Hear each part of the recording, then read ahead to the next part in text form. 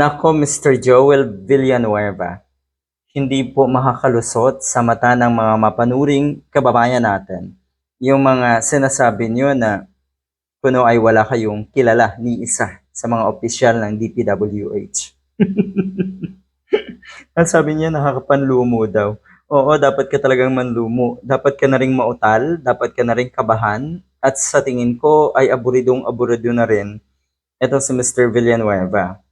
Ang sabi nga ng mga kababayan natin, dito pala daw nanggaling ang ibig sabihin ng JIL, yung Jesus is Lord. Yun pala ay mali. Dahil ang totoo daw, Joel is lying.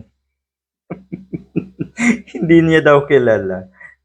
Siguro ay napanood ng marami sa atin yung kanyang litanya dyan sa Senado na kuno ay dapat paimbestigahan yung kanyang tapang-tapangan pero nauutal nga at tila ba kabado. Kilalang kilala natin ang mga taong kabado dahil guilty at may ginawang kabulastugan. Alam na alam ng mga kababayan nating nag-iisip ng tama kung sino yung nagsasabi ng totoo. At ang isang ito, sigurado, ay nagsisinungaling. Ayan, wala daw siyang kilala sa mga opisyal nga ng DPWH na tinukoy sa mga maanumalyang proyekto sa Bulacan. Hindi pala niya kilala yung ipinakilala niya minsan sa isang okasyon sa Bulacan na kuno ay magandang lalaki. Idagdag pa na mismong idiniklara niya sa SOSE ang 20 million donasyon mula sa New San Jose Builders. O ayan, tumanggap din ito ng donasyon galing sa contractor, katulad din ng nangyari kay Escudero. Ito yung nakakapanlumo talaga. Ito yung nakakagigil. Ang taong bayan ang dapat manlumo.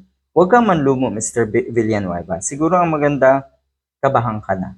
Dahil dapat talaga ay managot ang mga taong mananagot. Oh. Jesus is lying. Jesus is Lord. Yun pala ay Joel is lying daw. Ito yon, ito yung kumakalat ngayon. Ilang araw nga ang privilege speech na yon. At si Lacson kung saan ibinunyag niya ang maanumalyang proyekto sa Bulacan. Ang dami diyang ghost projects na syempre tila ba dumidepensa noong una itong si Villanueva. At kalaunan nga ay humiling na dapat talaga daw paimbestigahan dahil hindi niya daw alam ang mga pangyayaring ito. At siya daw ay nanlulumo. Naglabasan po ang mga picture nga na itong si Joel Villanueva at DPWH Bulacan District Engineer.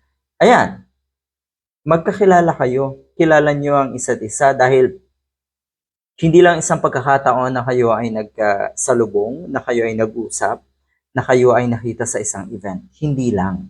Good luck.